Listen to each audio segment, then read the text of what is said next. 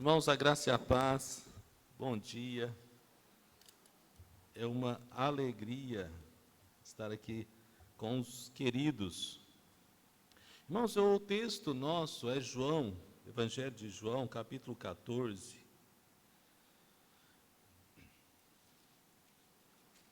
Eu tinha feito o meu estudo na NVT, então os irmãos me perdoem. Eu vou ler aqui na NVT. Evangelho de João, capítulo 14. Não deixem que o seu coração fique aflito. Creiam em Deus, creiam também em mim. Na casa do meu pai há muitas moradas. Se não fosse assim, eu lhes teria dito: vou preparar lugar para vocês. E quando tudo estiver pronto, virei buscá-los, para que estejam sempre comigo onde eu estiver. Vocês conhecem o caminho para onde eu vou. Não sabemos para onde o Senhor vai, disse Tomé. Como podemos conhecer o caminho? Disse Jesus: eu sou o caminho, a verdade e a vida. Ninguém pode vir ao Pai senão por mim. Se vocês realmente me conhecessem, saberiam quem é meu Pai, mas de agora em diante vão conhecer e ver o Pai. E Filipe disse: Senhor, mostra-nos o Pai, ficaremos satisfeitos. E Jesus respondeu: Filipe, estive com vocês todo esse tempo e você ainda não sabe quem eu sou. Quem me vê, vê o Pai. Então, por que me pede para mostrar o Pai? Você não crê que eu estou no Pai e o Pai em mim? As palavras que eu digo não são minhas, mas de meu Pai que permanece em mim e realiza as suas obras por meu intermédio. Apenas creiam que eu estou no Pai e que o Pai está em mim. Ou creiam, pelo menos, por causa das obras que vocês me viram realizar.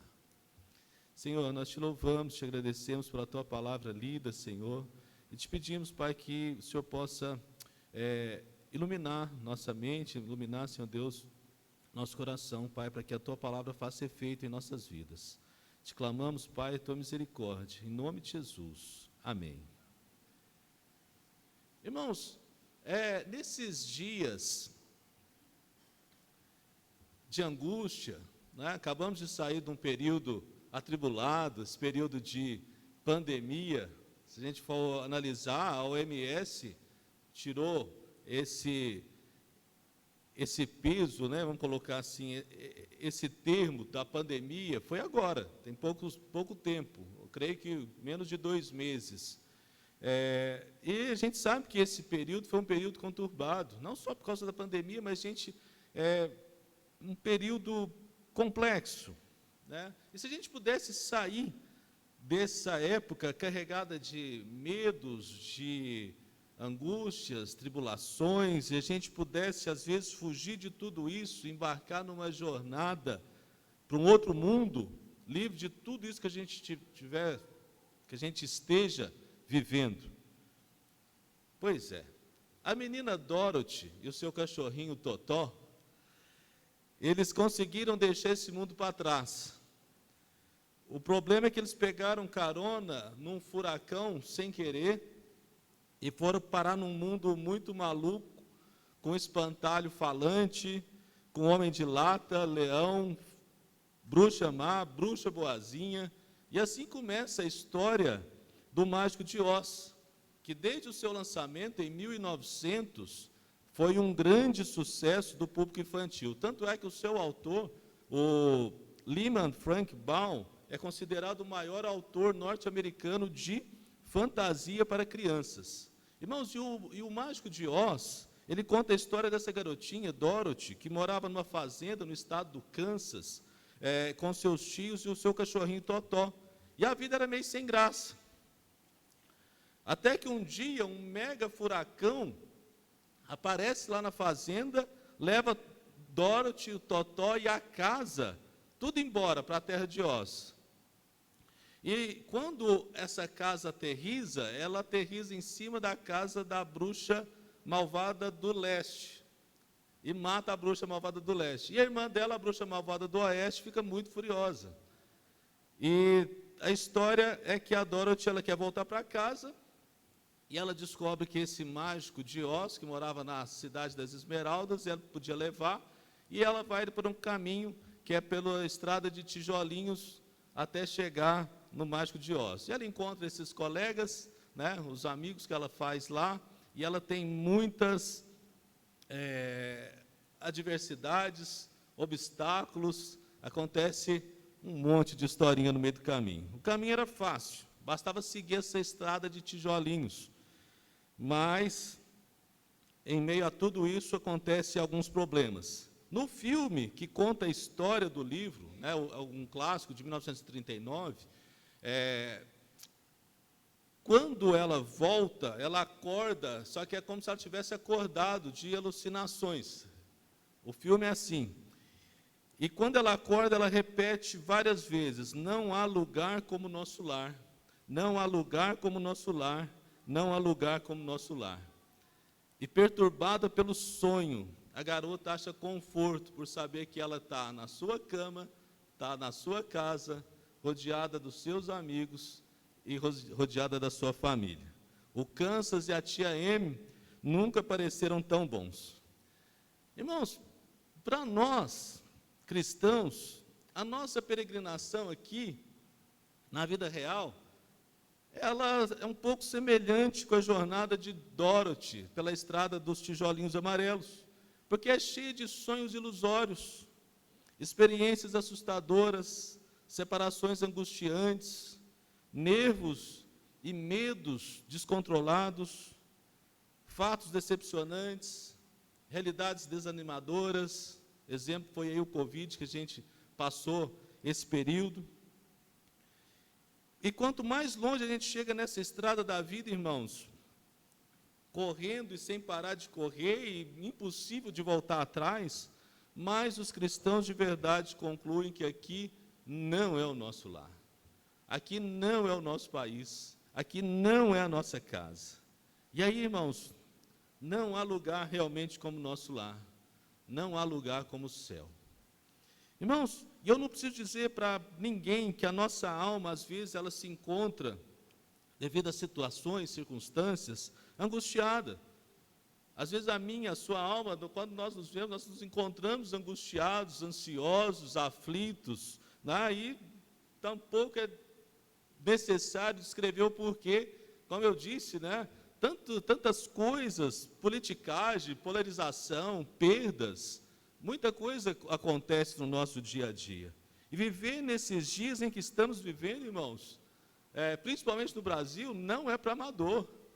A gente passa muita coisa.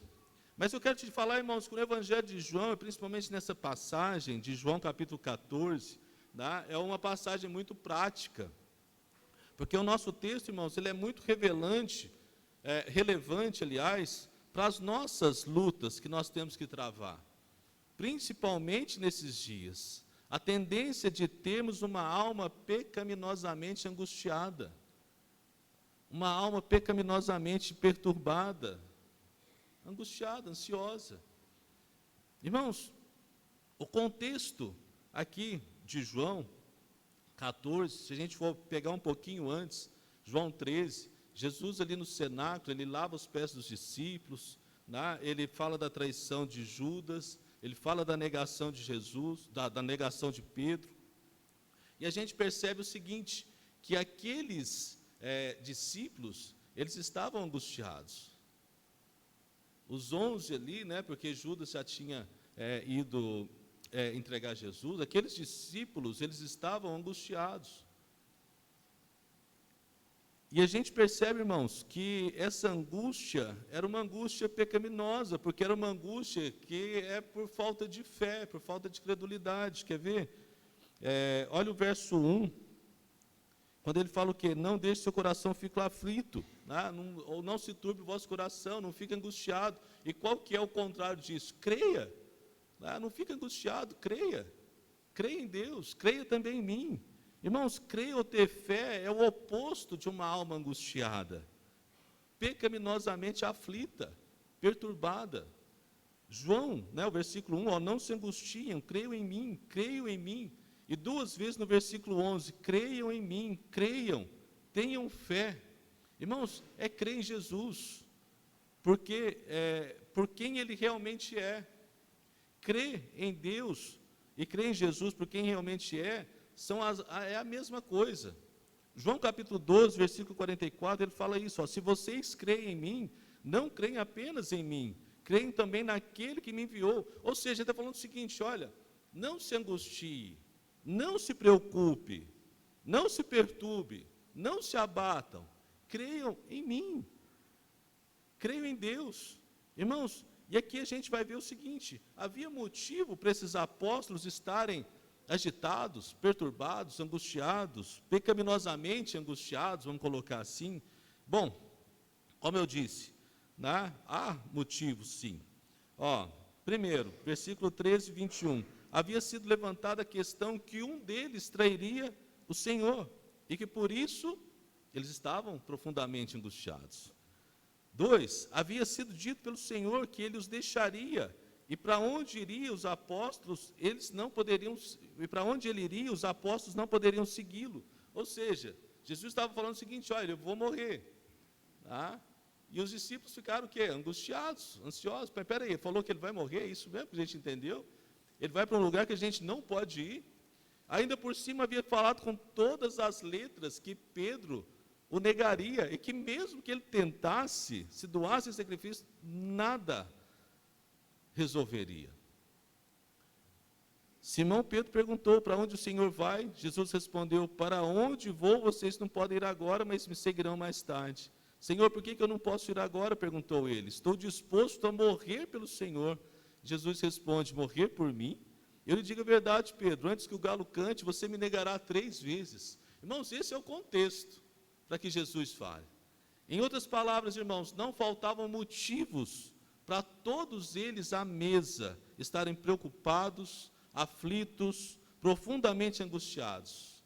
Ficariam órfãos. Qual deles seria o traidor? E mesmo que tentasse, a força de vontade deles não o sustentaria. Irmãos, por isso que Jesus, no próximo versículo, né, tem essa quebra de capítulo, mas vamos entender o texto de uma maneira inteira, né, fala o seguinte: olha, não deixe o seu coração aflito. Creia em Deus, creia também em mim. E essa palavra aqui, inclusive, vai para Pedro. Aquele que ele tinha falado alguns versículos antes que o negaria, né, essa palavra também é para ele. Olha, creia também, inclusive você, Pedro, creia em Deus, creia também em mim. Irmãos, se essa palavra é para nós hoje, às vezes nós deixamos o nosso coração aflito por causa de tantas coisas nos angustiam, irmãos, de maneira diferente, né? Cada um com a sua vivência, cada um com as suas experiências, e às vezes as coisas têm nos angustiado, mas a palavra do Senhor é: creia em Deus, creia também em mim. Irmãos, isso aqui é maravilhoso, porque a gente aprende, irmãos, que os pensamentos que angustiam o nosso coração, de modo que nos fazem pecar, eles às vezes serão dissipados quando nossa fé estiver completamente colocada em Cristo, em Deus.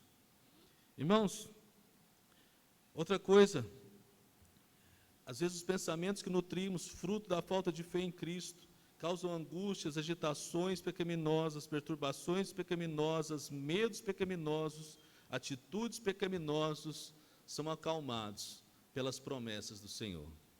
Promessas que acalmam o nosso coração.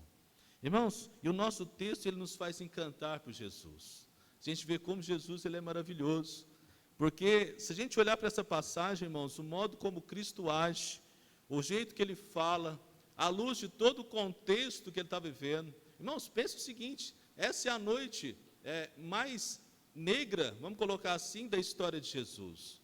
Jesus, dali a pouco, vai ser entregue na mão de pecadores, né, vai ser entregue, vai ser passar por todo aquele processo que a gente sabe, de sofrimento. Mas Jesus, ele está dando uma palavra de conforto aos seus discípulos de coração angustiado. Irmãos, isso mostra um amor, uma compaixão de Jesus muito grande. Porque na noite mais escura, como eu disse, em meio a tantas angústias sentidas, né, por Jesus ali, nada seria mais apropriado do que os discípulos consolarem Jesus. Mas aqui a gente vê o inverso, porque é Ele quem dá conforto, é Ele quem dá consolo, é Ele que procura levar calma ao coração daqueles homens. De fato, irmãos, nós temos em Jesus um Salvador maravilhoso, nós temos em Jesus um Senhor compassivo, um Senhor cheio de graça, que não apenas toma a nossa cruz, mas que transmite, irmãos, palavras de fé e de esperança para corações perturbados, corações angustiados, corações aflitos, talvez como o meu e como o seu. Por mais apropriado, irmãos, que seja citar essas palavras, né? Muitas vezes, João capítulo 14, versículos de 1 a 3, principalmente, é citado muito em funerais, e é apropriado, mas lembre-se, irmãos, que essas palavras elas foram dirigidas primeiramente a discípulos que, sob a pressão emocional, estava à beira de um colapso, vamos colocar assim, pela angústia que vivia. Pedro o negaria antes do dia raiar, todos os outros discípulos o abandonariam, se dispersariam, exatamente como Jesus havia dito. Irmãos, e assim Jesus consola e procura acalmar o coração deles. E eu quero trazer aqui, irmãos, que ele consola, ele conforta através de promessas. E a primeira promessa que ele traz, irmãos, está no capítulo 14, versículo 1, versículo 2. Não deixem que o seu coração fique aflito. Creia em Deus, creia também em mim. Na casa do meu pai há muitas moradas, se não fosse assim eu lhes teria dito, vou preparar lugar para vocês. Irmãos, faça uma pausa e deixe essa primeira razão para se crer em Jesus acalmar o seu coração. Irmãos, Jesus ele fala o quê? Que a casa de Deus ela é grande, ela tem muitas moradas. Seu coração está aflito, seu coração está ansioso, seu coração está angustiado, seu coração está perturbado, né? Assim como os discípulos, Jesus falou o seguinte: olha, não se turbe, na casa do meu pai há muitas moradas. Irmãos, a casa de Deus tem muitas moradas, tem muito espaço, tem lugar para todo mundo que crê, e há um lugar para mim, há um lugar para você. Vou preparar-vos lugar. Perceba, irmãos, que o argumento para se confiar está baseado em 3 fatos. Essa é a casa de Deus. Não é o hotel de Deus, é a casa de Deus. Os filhos moram com ele na sua casa. A casa é muito espaçosa, para que ela nunca fique sem espaço. E há uma morada projetada para cada um dos 11, até para Pedro. Pedro ia negar, mas olha, deixa eu falar, a casa tem lugar, até para você que está aqui me ouvindo, Pedro. Ou seja, isso inclui eu, isso inclui você, se cremos e permanecemos confiando nele. Irmãos, é como se Jesus tivesse falado o seguinte: olha, eu digo isso a todos os santos que me seguem pela fé, mesmo que tão imperfeitamente. Não deixe uma angústia pecaminosa crescer no seu coração. Confie em mim, confie em Deus. Você vai ter um lugar na casa do meu pai. Na verdade, um lugar na casa como um filho legítimo. Porque diz João capítulo 1, versículo 12, mas a todos quanto creram nele e o aceitaram, ele deu o direito de se tornarem filhos de Deus. Irmãos, a casa do nosso pai tem lugar. Há um lugar na casa do nosso pai. A promessa é clara: vocês têm um lugar garantido na casa do pai. Vocês sofrerão, mas com fé vencerão. Crendo em Cristo, crendo em Deus, você terá um lugar na casa do Pai. Percebeu, irmãos? A promessa aqui não é uma promessa de melhora, mas é a morada na casa do Pai. A promessa aqui, irmãos, não é a cura, mas é a casa do Pai. A promessa não é que vão vir dias melhores, mas a promessa é a morada na casa do Pai. Essa é a promessa para nós crentes. Na casa do meu pai há muitas moradas. Se assim não fosse, eu não lhe teria dito. Vou preparar lugar para vocês. Irmãos, isso aqui já era para encher o nosso coração de ânimo, de alegria, de paz, em meio a tantos os problemas. Mas tem mais. Jesus, ele prometeu mais. Vou preparar o lugar da morada com Deus. Não deixe que o seu coração fique aflito. Creia em Deus, creiam também em mim. Na casa do meu pai há muitas moradas, e se não fosse assim eu lhes teria dito, vou preparar lugar para vocês, e quando tudo estiver pronto. Irmãos, o que isso significa? Às vezes eu era pequeno e ficava pensando, que Jesus estava igual um pedreiro lá, construindo casa para todo mundo. Será que é isso? Não é isso. As coisas não estão inacabadas. No céu não está precisando de uma reforma. Jesus não precisou ir lá construir, depois que ele morreu, agora ele está lá construindo casa para todo mundo. Não significa, porque se fosse assim, irmãos, Mateus 25, 34 contradiz, porque Mateus 25, 34 diz o quê? Então o rei dirá aos que estiverem à sua direita, venham, vocês que são abençoados por meu Pai, e recebam como herança o reino que Ele lhes preparou desde a criação do mundo. Ué, então está pronto? Então o que Ele está preparando, se está pronto? Irmãos, a casa de Deus, ela não está em mau estado. A doçura da comunhão com Deus, ela não precisa ser melhorada. Essa morada perto do coração de Deus foi, em certo sentido, projetada e adequada para pecadores redimidos desde antes da criação do mundo. Né? Mateus 25, 34 fala. Mas o que não estava pronto que Jesus tinha que preparar? Irmãos,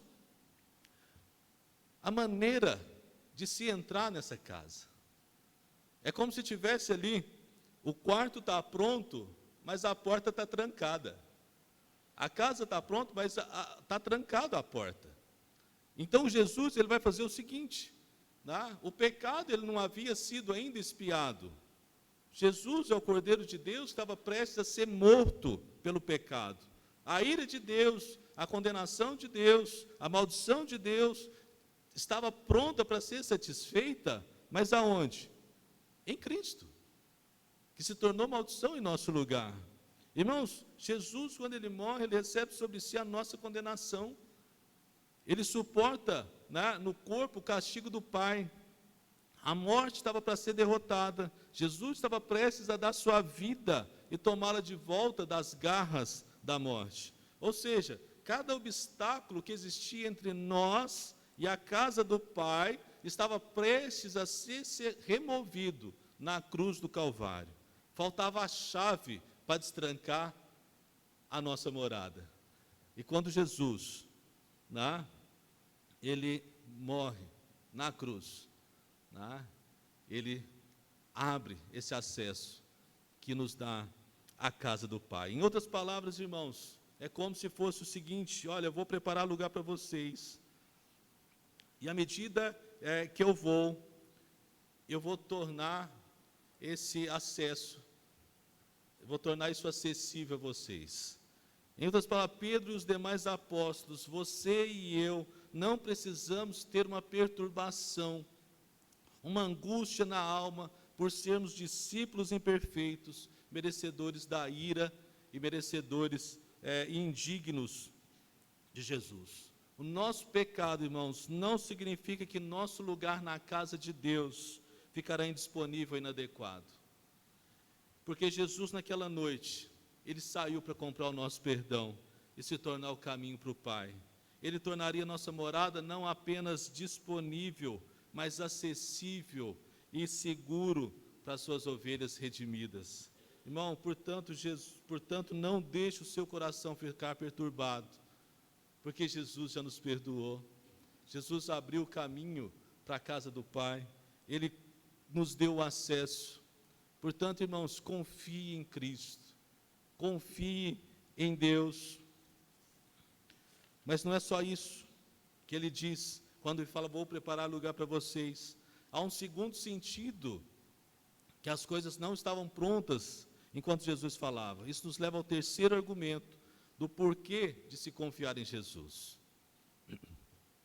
E quando tudo estiver pronto, virei buscá-los, para que estejam sempre comigo, onde eu estiver. Irmãos, essa é uma das frases mais importantes nessa passagem. Virei buscá-los para que estejam sempre comigo. Né? Na NAA fala o seguinte: voltarei e os receberei para mim mesmo. Essa afirmação, irmãos, ela muda o foco de um lugar para uma pessoa. E eu acho isso interessante, né? Porque onde Jesus está, aí está o céu. Porque essa é a essência do céu. A presença imediata de Jesus. Então, quando ele diz: vou preparar lugar para vocês, de fato ele está dizendo: ó, esse caminho, essa noite eu estou indo para o caminho do Gólgota. Na sexta-feira da paixão, atravessarei a morte por vocês. Na sequência, no domingo da Páscoa, eu ressuscitarei da morte por vocês. E desse modo, eu mesmo serei a sua morada.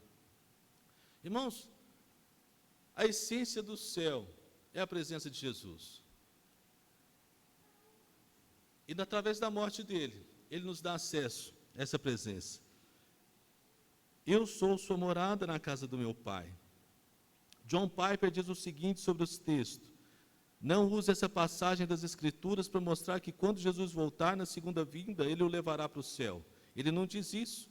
Voltarei e os receberei para mim mesmo, para que onde eu estou, vocês estejam também. E onde ele está quando vier? Nós o encontraremos nos ares, e ele estabelecerá seu reino na terra, e assim estaremos para sempre com o Senhor.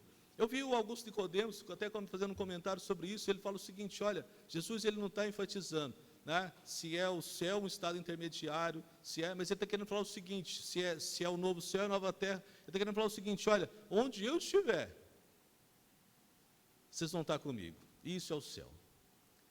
É a essência do céu, é a presença de Jesus. A essência, irmãos, é a presença de Jesus. E aqui ele está falando o seguinte: olha, eu vou voltar e vocês estarão comigo para sempre. Irmãos, e é isso. Eu não posso perturbar meu coração, não posso ficar angustiado, porque eu estou com Jesus. Jesus está comigo. Irmãos, isso tem que me dar paz no meu coração, isso tem que me dar segurança, porque ele disse: onde eu estiver, vocês estarão também. Confiem em mim, porque a morada que preparei para vocês é o meu eu crucificado, ressurreto e glorificado. Não se perturbem, eu virei e os tomarei para mim mesmo.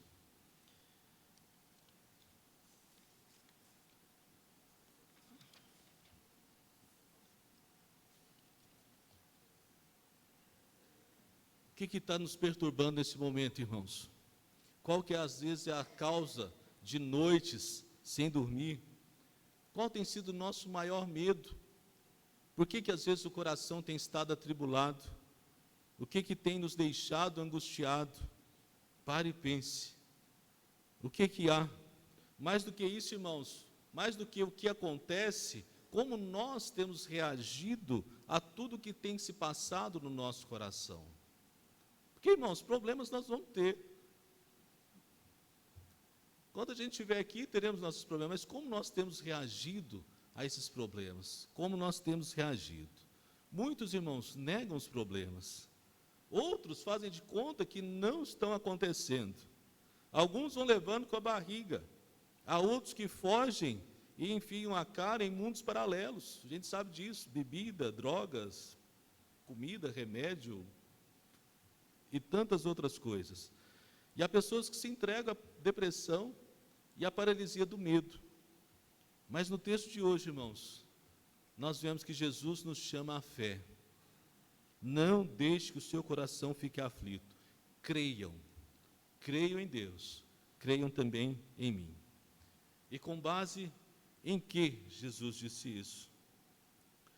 Acalme seu coração com fé, porque há um lugar para você na casa do Pai. Acalme seu coração com fé, porque Jesus preparou o lugar para você. Ele abriu o caminho. Ele é o caminho, a verdade que define esse caminho, e a vida pelo caminho e ao final do caminho. Acalme seu coração com fé, porque Jesus é a própria morada, e Ele virá para tomar para si a nós. Irmãos, como disse a Dorothy lá, não há lugar como o nosso lar. Não há lugar, irmãos, melhor do que na presença de Jesus. Não há lugar melhor do que estar com Ele. Acalme seu coração com fé, porque Jesus e o Pai são um, e para que você desfrute de Jesus, você também possa desfrutar do Pai. E acalme seu coração com fé. Creia em Cristo, creia também em Deus. Irmãos, trazendo isso de modo prático, aplicando para as nossas vidas, o que eu preciso fazer? Se há uma morada para nós no céu, vamos nos libertar, às vezes, desse mundo, colocar nosso coração nas coisas do alto. Às vezes nosso coração tem ficado preso em tanta coisa aqui, nos problemas, nas nossas necessidades, nos nossos sonhos e expectativas em relação aqui, que isso às vezes tem angustiado nosso coração. Tira um pouco o foco disso, coloque o seu foco em Cristo. Há uma morada para você no céu. Se Jesus preparou esse lugar para você, tornando-se o caminho, a verdade, a vida, tenha sempre na memória a obra de Cristo, a cruz de Cristo, paute-se pela verdade dele e viva a vida dele. Irmãos, possamos viver a vida de Cristo, possamos abrir mão, né, da nossa vida e viver aquilo que Deus tem para nós. E se o céu não é tanto lugar, mas a pessoa, Jesus Cristo, o que você faz ou deixa de fazer deverá sempre ser para maximizar a sua experiência com Cristo, desfrutar da comunhão com Cristo, a percepção da beleza de Cristo, o reflexo da glória de Cristo na sua vida, nas suas palavras, na sua postura, aos seus ouvidos e aos olhos do mundo. Irmãos, que o Senhor nos ajude, que Deus possa fazer com que essa verdade se entranhe no nosso coração, de maneira que nós possamos ter nossa esperança sempre voltada na promessa do Senhor. Na casa do meu Pai há muitas moradas. Amém? Quero orar pelos irmãos e chamar o pastor Márcio. Senhor, nós te louvamos pela tua palavra. Te pedimos ao Senhor que nos auxilie, nos ajuda, Senhor Deus, às vezes na nossa falta de fé,